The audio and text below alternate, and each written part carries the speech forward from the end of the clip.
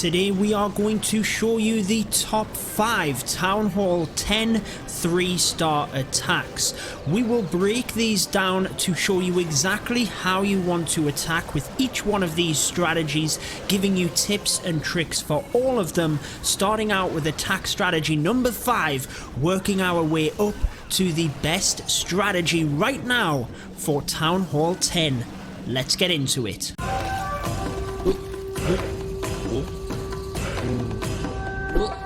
Alrighty guys, starting off straight away here with attack strategy number 5, we have the Falcon.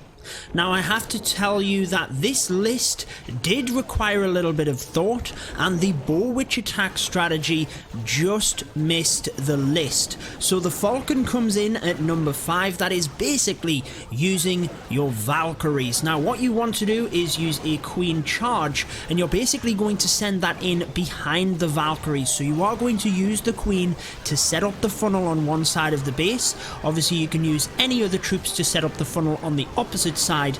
Then you want to press them Valkyries straight into the base. Now you don't necessarily need the siege machine for this. Obviously the wall wrecker works extremely well, but you basically want to press your Valkyries into the base with the rage spells. Now you can send the Queen, like we just mentioned, in behind the Valkyries, or you could ideally walk her down the side if she is free of air defense, as you can see on this one.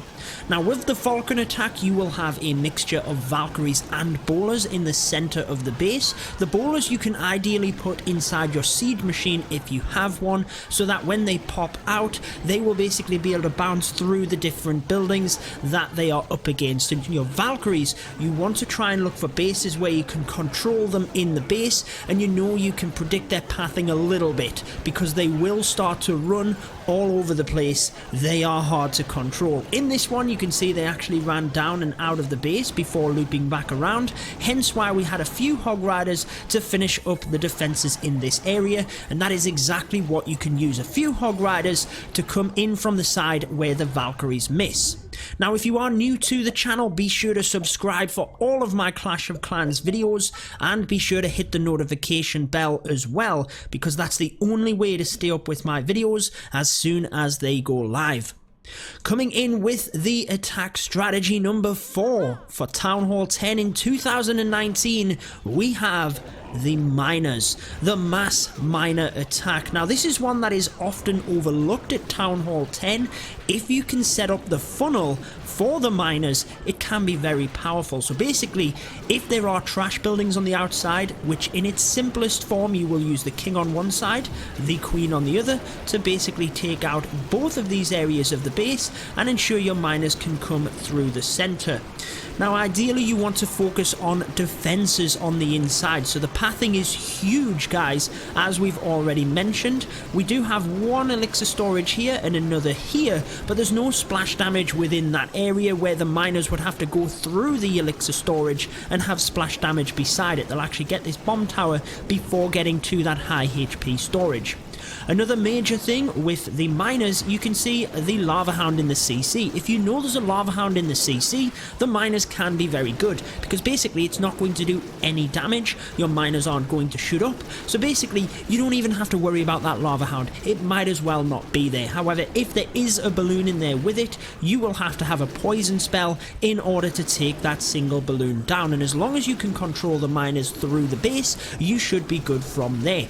When you get to the end of it, your miners might start to split out to the side, so sometimes baby dragons or wizards, anything alongside your heroes, can help to keep the miners focused in the base itself.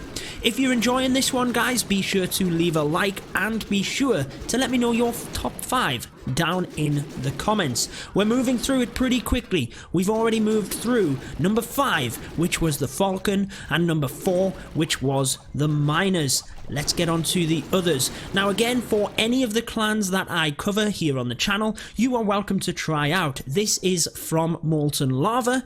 If you are interested in applying for the clan, be sure to join my Discord server. The link, as ever, is down in the description, and you can apply to join them.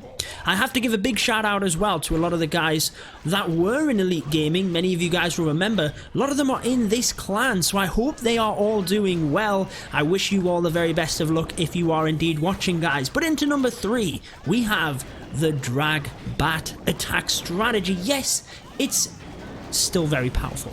With the bat spell getting nerfed, you can still use it, but it's number 3 because you have to select your bases very carefully. So again, similar to what you just seen on the miners, you need to create a funnel for the dragons to come into the defenses themselves. So the queen was used on this side, able to sneak over and get a defense there, and the dragons can swoop in from one side of the base. That's exactly what you want. You don't want to attack from a corner, for example. And you did notice that both of the Inferno towers we were easily able to target. We had the siege machine on one, a freeze spell on the other, and in comes the bat bomb towards the back end. That is basically coming at the same time as the dragons. So just as the dragons were about to get within range of them air defense, boom, the bat bomb came in, swept through all of it, and actually it works hand in hand, if you will. The bats were protected from any of the defenses there that were being tanked by the dragons, and likewise the bats were swooping through some of the defenses there. The main thing you have to watch out for with your DragBat is splash damage for your bats. So you have to pick where you're going to put the bats very wisely. If there's splash damage spread out around the base, it just might not be the right strategy. You have to be able to freeze the splash damage, ensure you can rage the bats through, and that's where merging it in with the dragons sweeping around the outside of the base can be the best way to do it. So there you are, guys. I hope you're sticking with us. We're getting through. We're up to the top 2 now, and here we have base number 12 we are going with the LavaLoon. Now, for probably the past 6 months or so, I do these videos every so often on the channel showing you the top strategies because a lot of you guys enjoy it and a lot of you guys want updates. But for the last couple we've done, these 2 strategies have both been number 1 and 2, and they've flicked between each other. In today's video, we are putting the LavaLoon at number 2. But it could very easily, if you are a pro air attacker, be your best strategy. So be sure to check them out. Now, we had this at the start of the video, in fact, where we have the Electron used in this method. What is the Electron strategy? It's bringing in your siege machine in order to pop out the Electro Dragon, take down the Queen. In this instance, you want to try and get the CC as well, and clear an area of the base with your loons, as we did here. We then used Suicide Heroes to clear this area of the base here, meaning we can press the LavaLoon straight through the middle. We do have to attack head into a sweeper on this one, but as you can see, you want to try and prevent the multi-inferno doing any major damage onto your loons. Now, there's a number of ways of doing the LavaLoon. If you want to see any of these strategies specifically, obviously we are flying over this list, just giving you very brief tips and tricks for all of them. If you want to see them in more depth, be sure to check out my videos at Town Hall 10. We go into each and every one of these. There's numerous ways to do LavaLoon. On this one, we use the Electron, like we said.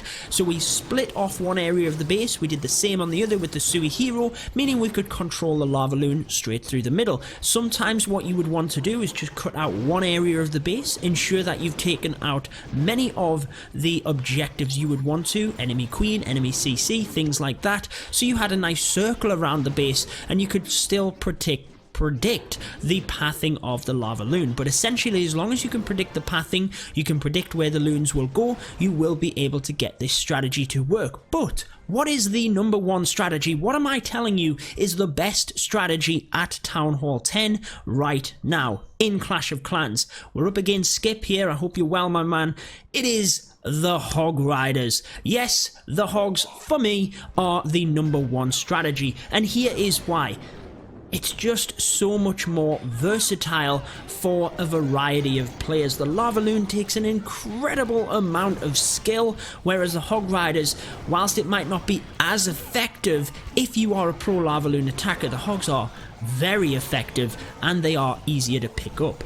Now any of these strategies, any of the openings we've had, so for example you could use the Electron, you could use the Sui Heroes on a Hog Rider attack, you could use a regular kill squad. Again, you've seen my videos with that. This one is the Queen Charge. You could use the Queen Charge with the LavaLoon that you've just seen. All of these strategies and phases of the attacks are interchangeable. Make sure you're checking out the bases appropriately in order to do that. But in essence what we're doing here is breaking in order to get to the enemy Queen and the enemy CC. That is massive for your Hog Rider attacks. Now with the Hogs as well, the other thing you need to take note of is the enemy King, because unlike the LavaLoon, the King can actually batter away at your Hogs. Bump, he's already down. CC is going down, the Queen is charging forward with that use of the Queen Charge and the healers.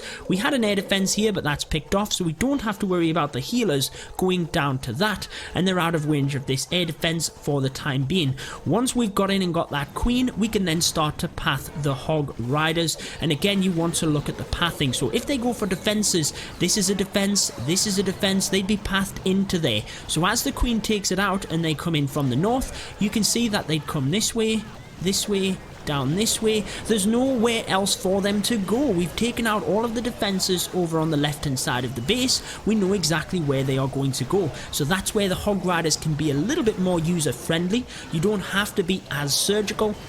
You can basically bring them in more of a mass format, and you don't have to worry about lava hounds and interchangeable troops. You just need the hogs, you just need the heals on them areas, and basically you can bring in surgical hogs maybe to this mortar so that they didn't have to come outside and then back in, and basically you just have to take care of that.